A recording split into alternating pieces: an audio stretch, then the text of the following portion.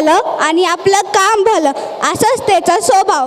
पुण्या गावात त्या स्वभावाची चर्चा.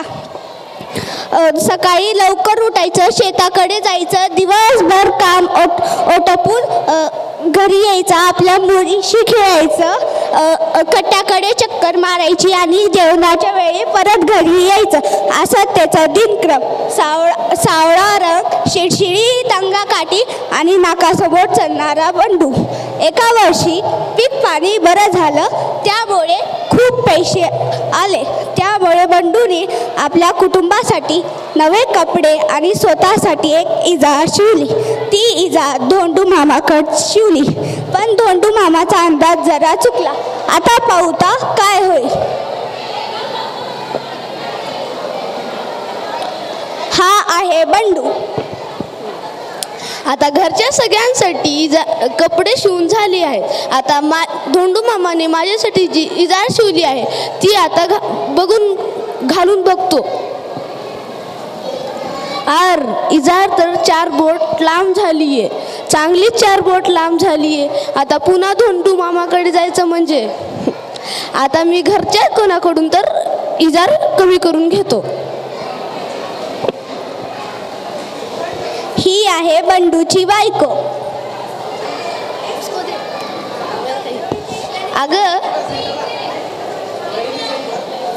अगं माझी इजार जरा 4 बोट कमी करून टाक घालतीस का?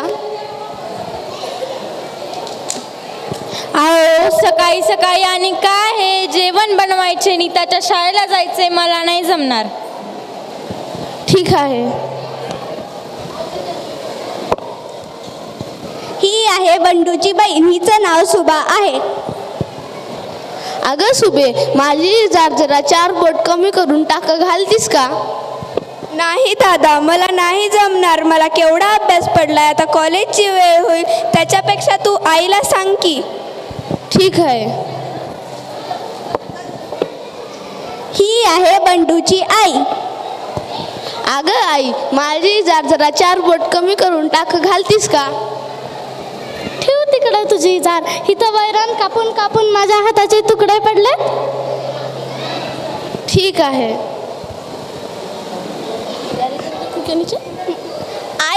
आईने इजार एका कोपऱ्याकडे टाकली आणि बंडू हिरमिसून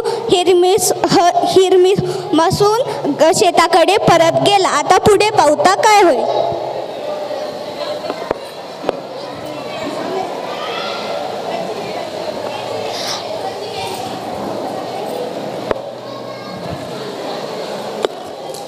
अगं बाई, इजार तर इथंच आहे. सकाळीच दुरुस्त करायला पाहिजे होती.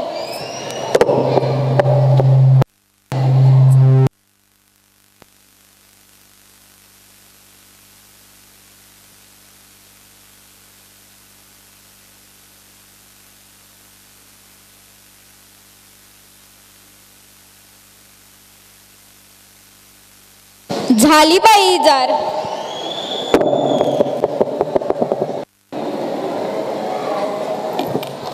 अरे बापरे, दादाने तर इजार इथंच ठेवली. सकाळीच दुरुस्त करायला पाहिजे होती. आपला दादा किती कष्ट करून मला कॉलेजात पाठवतो. मी दादाचं इतकंही काम करू नये.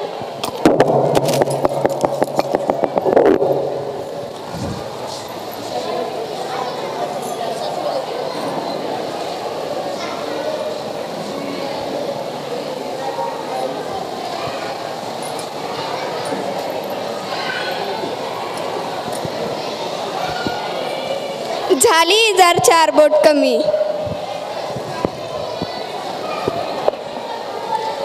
अगं बाई, इजार इथंच टाकून गेला.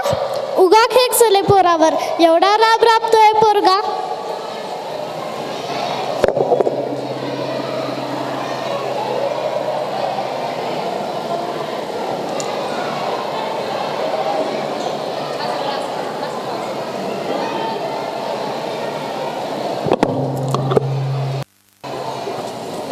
माझं काम करणार कोणी नाही. आपलं काम आपणच केलेलं बरं.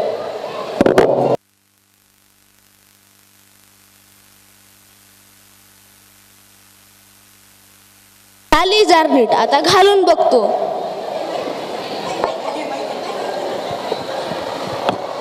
आर इजार तर खूपच छोटी झालीये. मी इजार 4 बोट कापली. मी पण.